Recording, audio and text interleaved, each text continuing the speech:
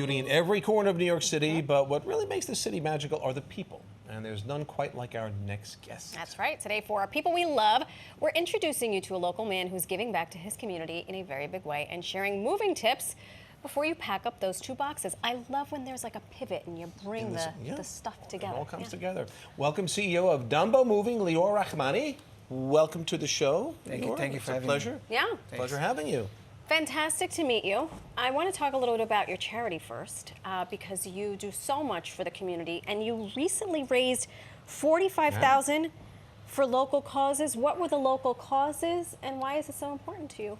Yep, we are continuing our effort helping the communities. Years before, we collaborated with the mayor's office. We did a collaboration for COVID. They contacted us to move 90 trucks for them for PPE. Since then, we continue giving back to the community. This year, the past year, we collaborated with parent organizations in the community. We sponsored some basketball tournaments. We did some giveaways to football high school teams. Wow. But mainly we collaborating with NYC Mamas Gives Back, Move for Hunger, and we do with some of our community Jewish organizations, both with funds, and we also bring our resources with our trucks and our movers. All great causes. I want to give folks a little bit of a background. Now, you came here from Israel, was it 1998, to get involved in the Dumbo music scene, correct? Yep. How did this all happen? How did we end up here today having this conversation? Yep. So, surprisingly enough, my first job was a mover. There you go. I lived with the music community in Williamsburg. Also, a lot of great musicians from Tel Aviv, like myself. And around 2000, I decided to open my first business, which is actually a recording studio in Dumbo. Yep. And I purchased my first van. I had to, transport some equipment around.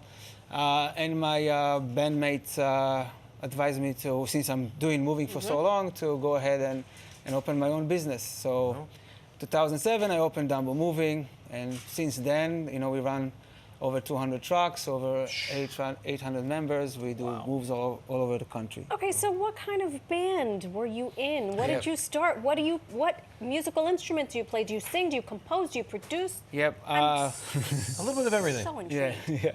Actually met amazing people here at the community here. I played a little bit of Afro-Cuban, which, I had to study the whole thing from the ground up.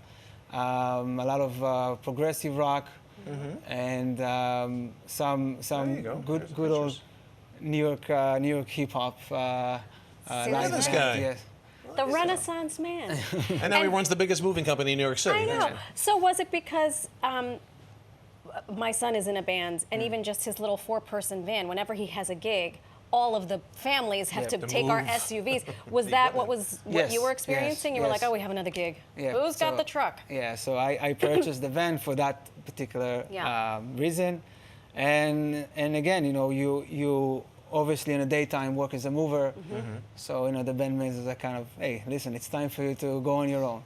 So I took their advice. Right. So now you're an expert. So any moving tips for people moving this year? Things always changing a little bit in how to handle the move, right? Yeah. Times are tough now. And the best, our best advice is, if you can, do moves in the summer. If you can do it in the winter, not only the price is going to be right, but also the moving companies will have more resources and more availability.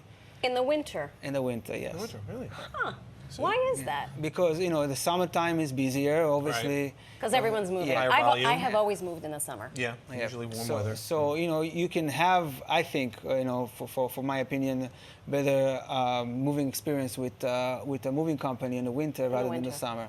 And one of the things you advise, don't go out and buy a bunch of boxes, because you guys actually rent them out. Is that correct? Yes. Yeah. We build it with the moving cost, the plastic bins, right? So, obviously you create less waste. Right. It's a lot faster to pack, and one of the most important things when you do stock it in a truck, just because it's more firm, it doesn't collapse or create damages to the items inside the bins. Sure. Yeah. I have moved more times than I care to admit. Yes.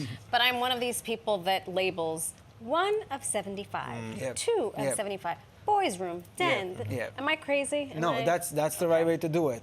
Especially by rooms. And I wouldn't go into the numbers per se. Yeah, right. Yeah. Well, this one, she's, yes.